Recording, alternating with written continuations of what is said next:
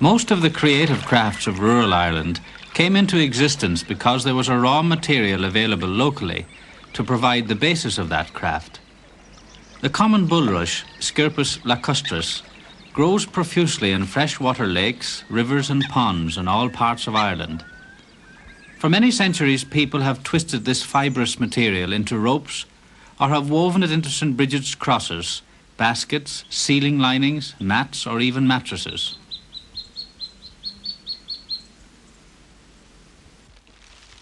This rush mattress from Scramogue, County Roscommon, is over 100 years old and is a vivid reminder of how rushes met a local demand.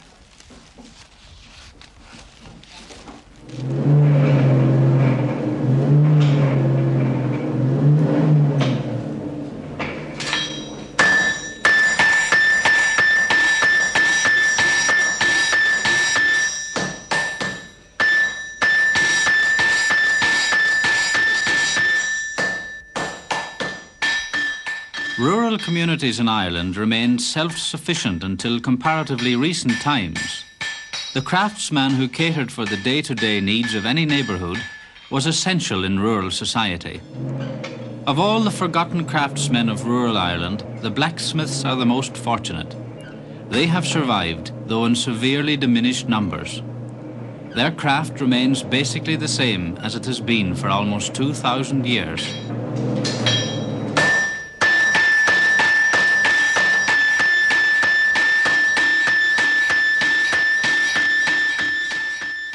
This is a good example of the adaptability of the blacksmith and his readiness to make implements to meet local demands. For the cutting of rushes in County Roscommon, Jimmy Kerrigan and his brother make sickles to a pattern which would be familiar in shape and form to Neolithic man. The traditional strength and sense of timing of the blacksmith can be readily understood from his use of the sledgehammer.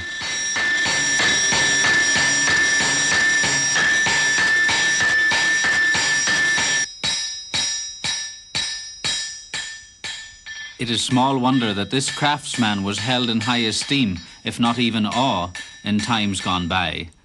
In an earlier age, he was believed to have had the power to cure animals and humans. His power was both physical and supernatural, and his place in society was guaranteed.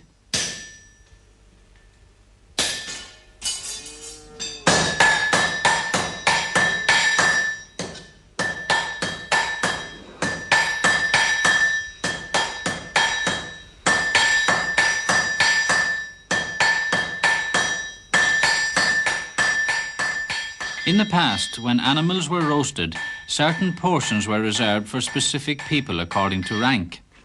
The tradition of giving the head of a slaughtered beast to the blacksmith is an ancient survival. The proudest boast of the blacksmith was, of course, that he made the tools for all the other craftsmen.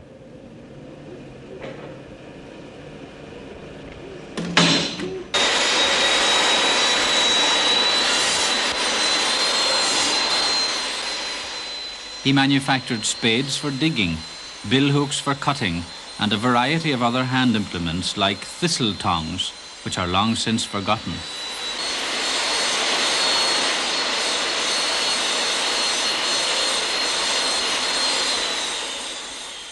For domestic use, he made stands and fenders for oat cakes, candlesticks and rushlight holders.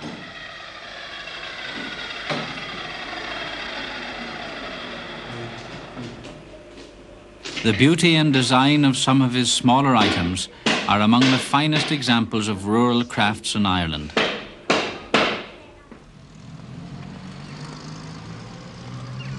Strokestown, County Roscommon, is the home of the Slieve Bon Cooperative, which was established in 1962, and since then it has successfully encouraged its members to manufacture rushwork articles to supply its handcraft markets.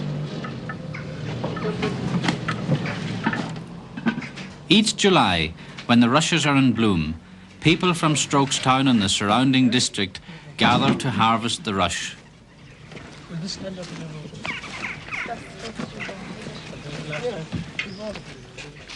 The art of making objects from rushes was almost extinct by the 1930s. Only St. Bridget's crosses continued to be made in large numbers. The modern revival of rushwork in Ireland was pioneered by Mrs. Olivia Hughes of Feathered, County Tipperary. Having seen rushwork from Bushmills, County Antrim, she recognised its potential as a commercial craft. She managed to interest the Irish Countrywomen's Association, and courses were provided in Ungrianan, the ICA's training centre at Termonfeckin, County Louth. The harvesters travel the 17 miles to Saints Island and Lough Ree, where there are extensive rush beds.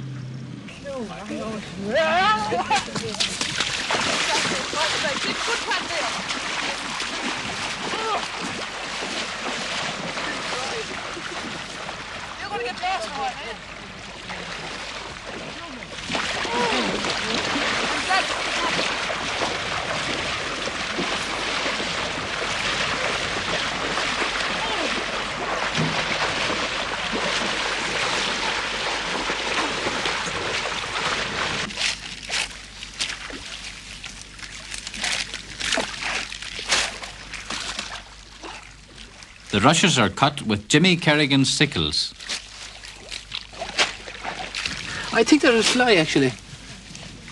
Or a little beetle or something. But by God, they can sting. They have to be severed as close to the butt as possible, for the section of rush which is permanently underwater is considered to be the most flexible for weaving.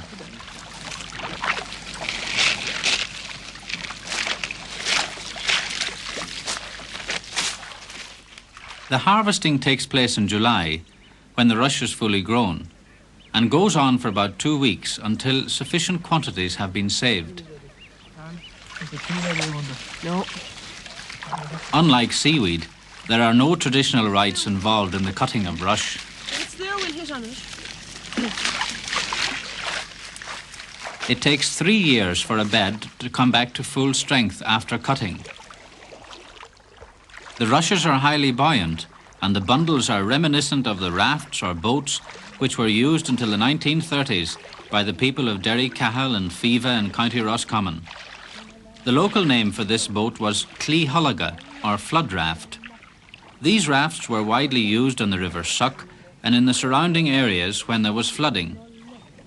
Boats of this kind bear a remarkable similarity to Thor Heyerdahl's papyrus boats Ra 1 and 2, in which he attempted an Atlantic crossing. What you use is spitting, James. You have nothing. Oh, Mary, come out here and help me pull these in.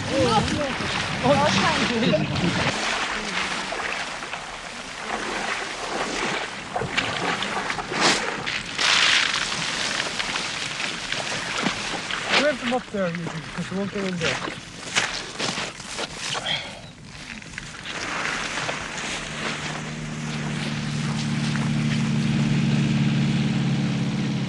Here comes the rest of the helpers.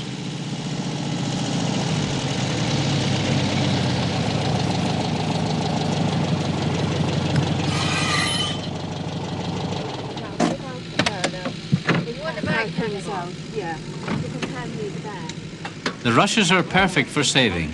Those are the flower heads. Some weavers claim that rushes cut in limestone areas are tough and difficult to weave, while those from areas of acid bog are softer and easier to work. Boyne rushes are highly valued and are reputed to be the best of all.